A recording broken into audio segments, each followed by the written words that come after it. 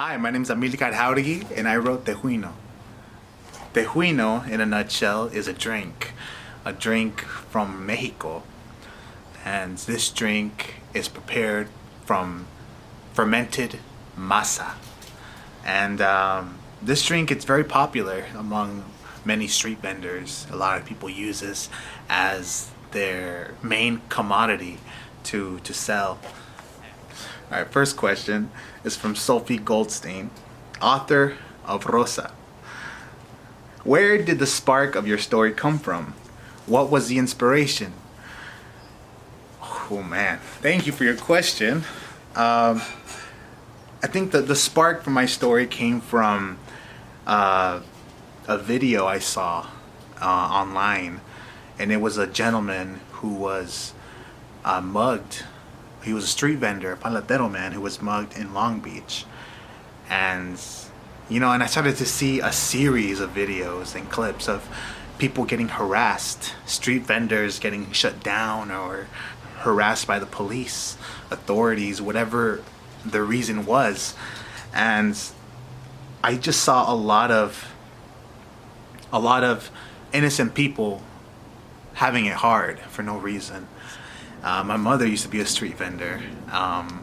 When I was just a little boy, we were always going around her van, and we primarily sold right outside my old elementary school.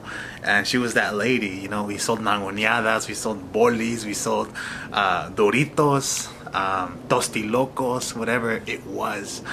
And she was very popular among the community, but because of regulations and all that, she got in trouble by some of the police. And it's very common. It's very common for street vendors to get shut down. And this story kind of came from a need to voice. Next question is from Sylvia Chavez, author of La Lingua Nuestra. The question is, what is your writing process like? Oh man, my writing process is kind of crazy. It's,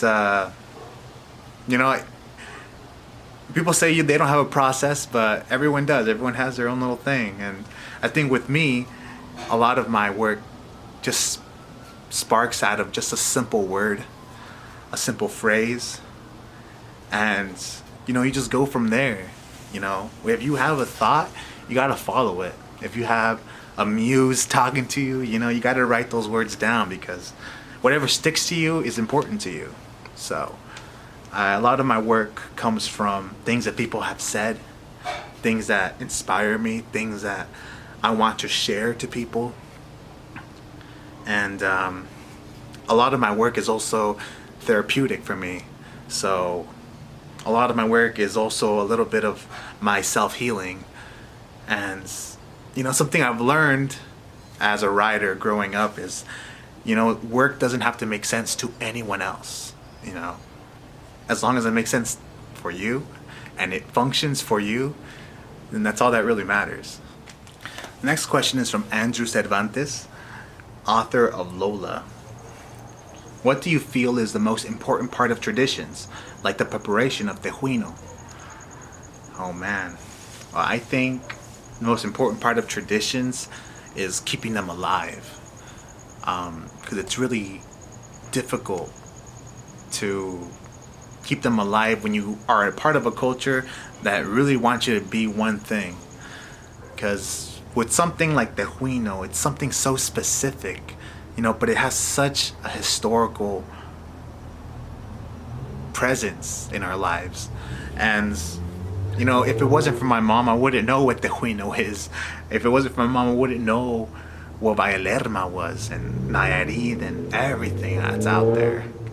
It's so easy to forget where we come from and what we had to go through to retain information. And a lot of what my mom always tells me in the kitchen is always like, you better learn how to make this, you better learn how to prepare this, porque cuando yo me muera, when I die, there's no one that's going to be making these. And that's something that always sticks with me. When I die, I want my grandchildren to know what my mother's food tasted like.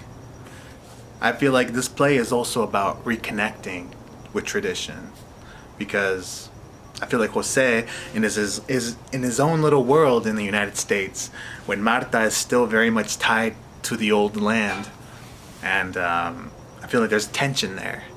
There's a tension and there's a need to communicate and understand each other, and I feel like Tejuino is what kind of brings Marta and Jose back together to have those conversations. Thank you so much for your questions, and I hope you really enjoyed Tejuino. Hope you have a wonderful day.